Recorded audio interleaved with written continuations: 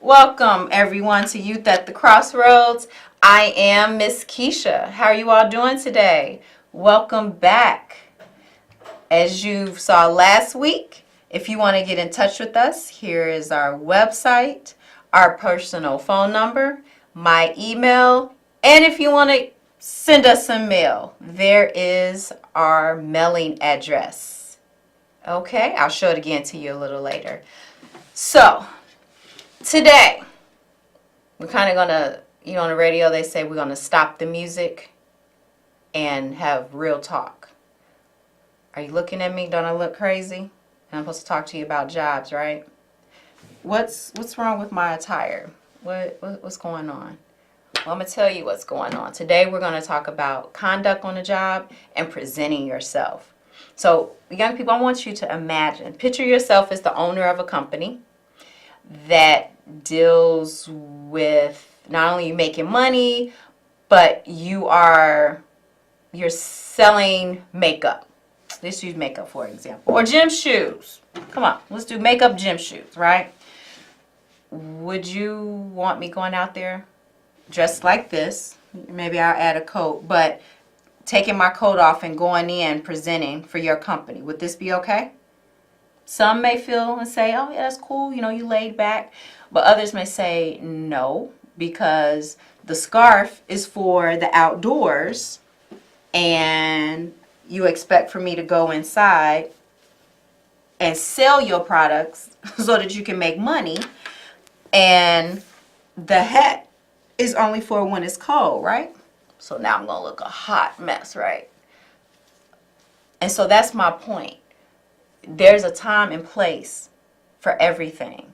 Just like you wouldn't want me wearing this to represent your company, there's some things in your wardrobe that just doesn't fit right in you getting a job. And I brought my brush in so I don't have to look a mess this entire show. Let me tell you how I got here.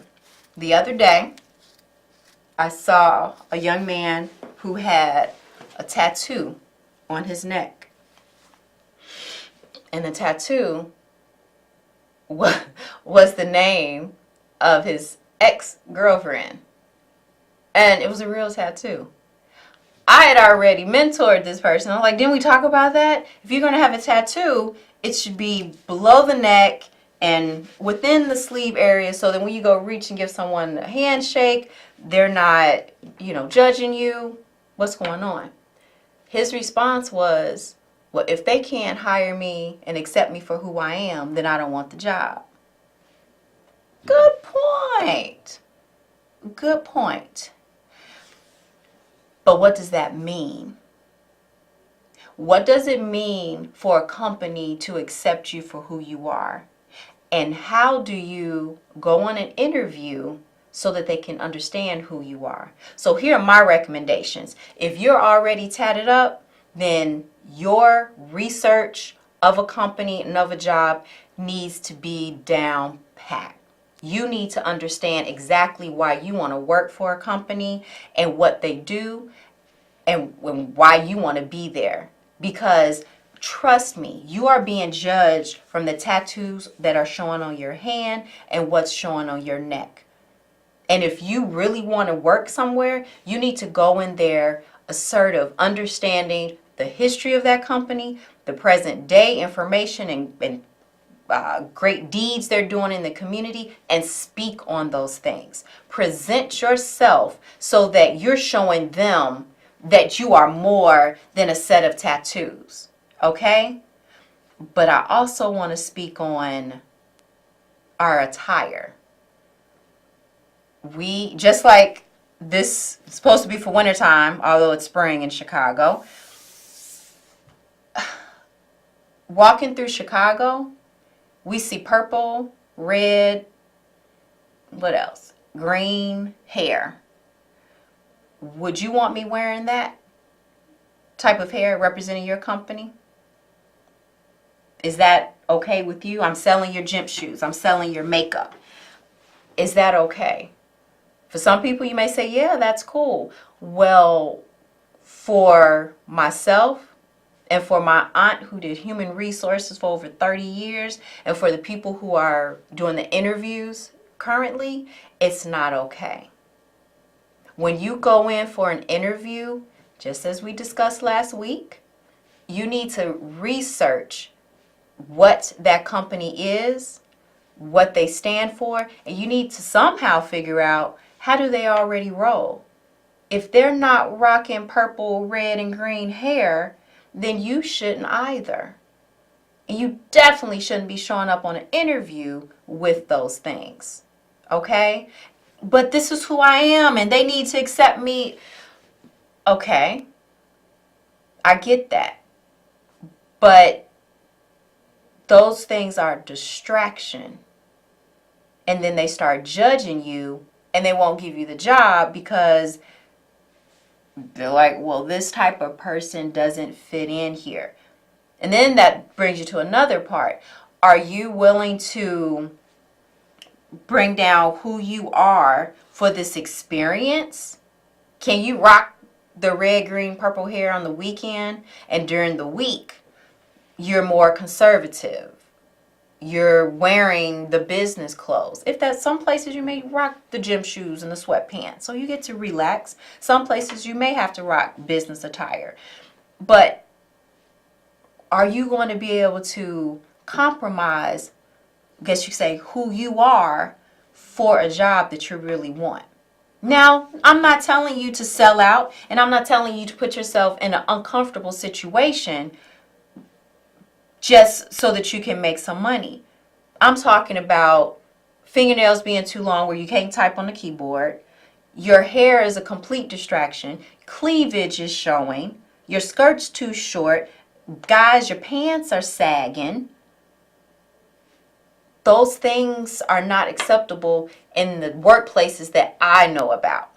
And then the other flip side to that is, if you don't like any of this, then you need to be an entrepreneur where you can set the rules and do what you want to do at your own business. Because the things that are listed and the complaints that I'm getting will cause for you not to be employable. Okay? So we're taking a break from the resume and talking about this because it's time. It's time for you to set out there and present yourself. We spoke about the fishnet pantyhose last week. They're popular, they're out now, and they're not acceptable in an interview. We have a caller. Caller, go ahead. Hi there, how are you? I'm well. How are you? Let me turn my TV down. Okay. So my question is about the entrepreneurial thing you just mentioned. You know, when you are an entrepreneur, you have more than just one boss. All of your clients and everyone you meet when you try to do business, they're also they're also looking at you as a representation of your company. So talk to your audience about that a little bit more, and I'll get off the phone and listen to your answer. Thank you so caller. Much. Thank you. Oh my gosh, that's a major point. So you don't want to work for anybody else because you don't like the rules, you don't like the dress code. So you go and start your own business. But myself and the caller who just called in, we want to buy those sneakers. We want to buy the makeup for our relatives. But we walk in, may not be a store. You may have a pop-up shop at the mall or in the community. And the way that you present yourself as we're standing in line waiting for our turn, it may turn us off. So it's not just what you wear, it's how you and those that are representing your business are conducting themselves. I may be in line for 5 minutes and I may ease out the back door and I'm like, I don't like how they are handling things, so I don't want to spend my money here. I think it's a great product, but I don't want to support it. You know, I may get past the red or purple hair. I may get past that because you have a really good product. You may only be the only one in the community that sells this particular gym shoe, and I got to get it for my son. But How do you present yourself? If we can get past the hair and the nails or the sagging pants, because it's your place, it's your business, no judgment, can we get past how you speak to us? So you may feel, whatever, I don't want your money, go ahead. We're doing fine without you. But guess what? If I have a bad experience, I'm going to speak about it to my associates. And what happens when I do that? That brings down your clientele, because if my experience was bad, then my associates are not going to go there. They're not going to do business with you. So you have to keep that in mind. So yes, you may feel, well, I'm done with this job opportunity. I can go and do my own thing. But doing your own thing, if you haven't learned how to interact and to compromise with people that are different from you, that may walk different from you, look different from you, are you going to be able to do business with us? Is it possible? So I want you all to think about that and consider those things, okay? The other thing that I wanted to discuss today is conduct.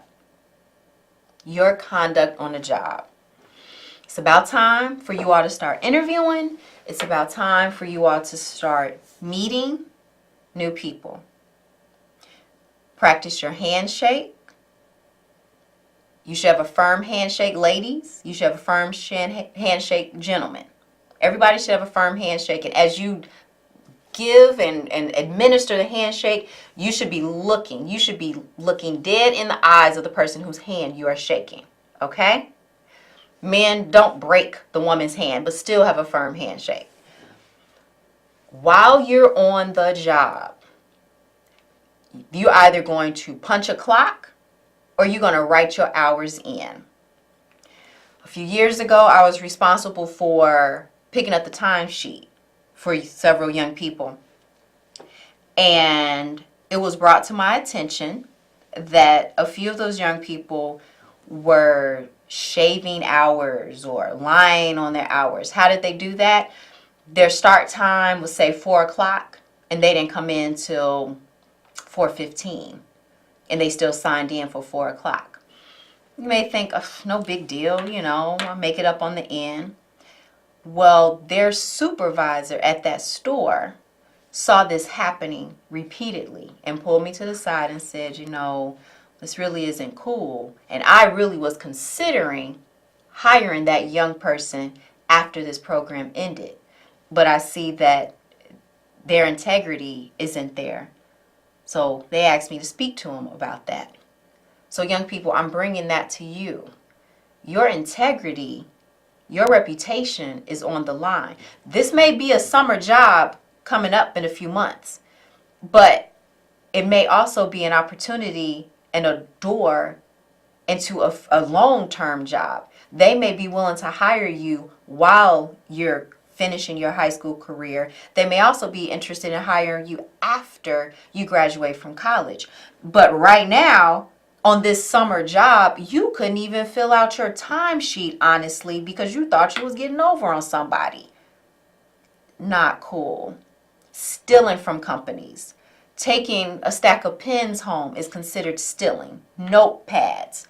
They're sitting on the desk and or you go to the file cabinet and to replenish your desk. You're like, oh, you put a few in your bag. That's considered stealing. There's grown folks doing it and they're getting fired for it too. Don't start the trend. In addition to your conduct, being honest. I'm going to take it back to your interview or you just picking a job. If you live in Blue Island and you're not driving or your parents are not coming into, say, the downtown area, how are you going to get to work? For your summer job, how are you going to get there on time? So in your research, please consider your travel time and the things that you have to do. Now let's go into you having the job. Everything was fine when you started, but that transportation changed. Your parent no longer is coming downtown, they're on vacation, or they became ill. How are you now going to get to work? And or you're figuring it out. Yes, you do not have to discuss your personal business with people on your job, but you should at least have a conversation with your immediate supervisor saying, hey, some things have changed. I may be a little late for, this whole week coming up, but I'm adjusting. Having that conversation on the onset versus in the middle or in the end when they're like, hey, you was always 30 minutes early. Now you're a half an hour late every day and you're blowing them off. You're not speaking. It may turn out that one of the coworkers lived down the street from you and they'll start carpooling. But you had to have that conversation. So yes, this requires a little humility and honesty on your part, but it ties into your conduct on a job, which will lead to, hey, I like that young person. What are your plans after high school or college? Okay? So consider those things. As you look into where you want to work, don't take this fantastic job and you have no idea how you're going to get there. Okay? Or you may have children already, young people. Take that into consideration. Who's going to babysit for the hours that you are asked to work on this job? Where's the babysitter in relation to where you work? You have to leave from home, get to the daycare, and get to work. Or is the daycare coming to pick the children up? Take all of that into consideration prior to your interview, because I've had experiences where in the interview they ask you, is there any reason that you could possibly, is there any reason that you may be late for a job? Of course, we're going to say, no, I got this covered. Or they may ask, I forget how they'll throw this in there, but they may ask about you having children. Remember, I said, don't get into the habit of lying. Yes, I do. But I've learned that they're asking if you have children because that would be one of the reasons you're going to be late. Yes, I have children, and my daycare is really reliable. You coming in with, yes, I have them, and I see where you're going with this, but I have that taken care of. Be honest, be upfront, and have your stuff taken care of on the back end. You're presenting yourself with knowledge about the company, and you're also answering and putting out what you need and what you're working towards on the front lines. Okay? So think about those things, young people. And again, if you want to get in contact with Youth at the Crossroads, here is all of our information. Our website is youthatthecrossroads with an S.org. Our personal number is 312-479-5900. And you can email me, Miss Keisha, at youthatthecrossroads.org. And if you want to mail to us, 4601 South Cottage Grove, Unit 53118, Chicago, Illinois, 60653. Okay? So, let's recap. If you feel comfortable wearing various styles, various colors, hair, nails, where are other people who feel just as comfortable as you? Where do those people work? Where are they? Where are the jobs where you can be yourself? Who are you? Like the young man said to me the other day, well, if they can accept me for who I am, who are you? What do you represent? What do you stand for? That homework needs to be done while you're creating your resume. Who are you and what do you stand for? So when you walk into a job, you're confident in understanding, well, I aspire to be a doctor. But currently, I'm interested in working, let's say, at Walgreens because it's close to my house. I've learned a lot about Walgreens because of the things they do in the community. And you have to research, what is Walgreens doing in the community? And my family's worked there. Are there scholarship opportunities? with various companies. Did you look into that?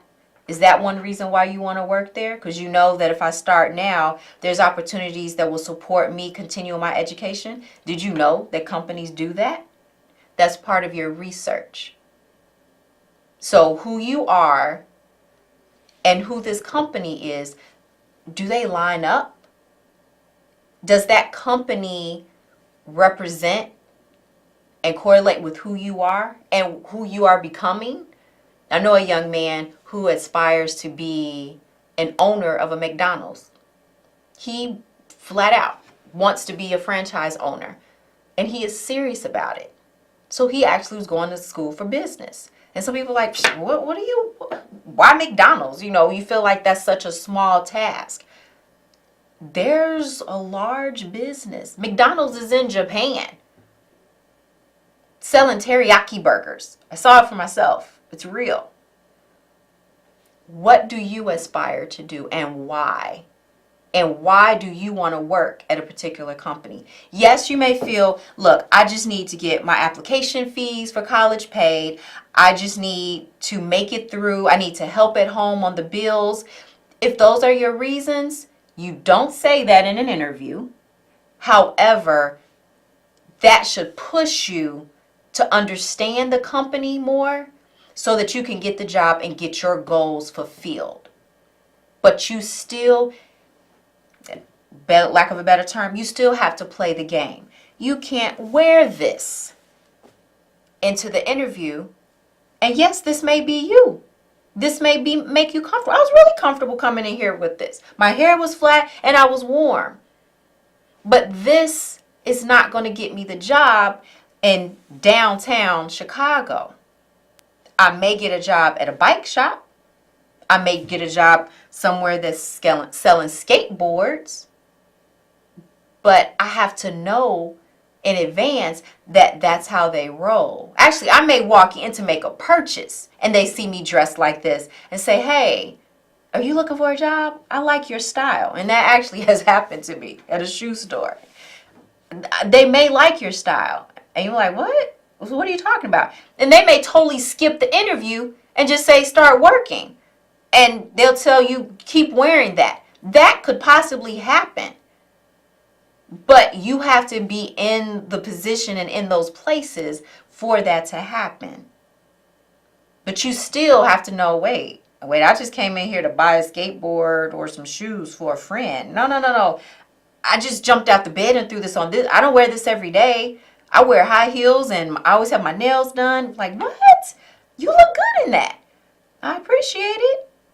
But they like, I do need a job. Well, maybe I could wear this. You have to decide if that is for you. So you may feel like that young man. If they can't accept me, then I don't want to be there. Well, my question is, who are you? And what do you stand for? Okay? Our time is up for today. We will get back to your resume. I hope that you have your notebook going on where you have your skills, your education listed, and your past employment. I hope you're still writing those things down and you're thinking about where you're going to volunteer at, or you start writing down the places that you've already volunteered. Okay? Start getting your wardrobe together. A simple white top and a simple pair of slacks. Blue, black, or khaki. Okay? Almost time for us to go. Here is the Youth at the Crossroads information. You have our website. You have our phone number, 312-479-5900. Or you can email me. Or you can mail us. Okay? Young people, let's get it together. Let's be prepared so that you can go in there and show them your best. Represent who you are, but at the same time, share with the company that you understand who they are and what they stand for. And you're showing them that you're able to represent them. Because you said you don't want me representing you, rocking this. So what are you rocking to represent them? The company that you're interested in working at. Just for the summer and or maybe a career move for you. See you next week, young people. In the city of Chicago, if you have some job opportunities for young people, please contact me so that I can share it with them as we go through the session. Take care. See you all next week. Bye-bye.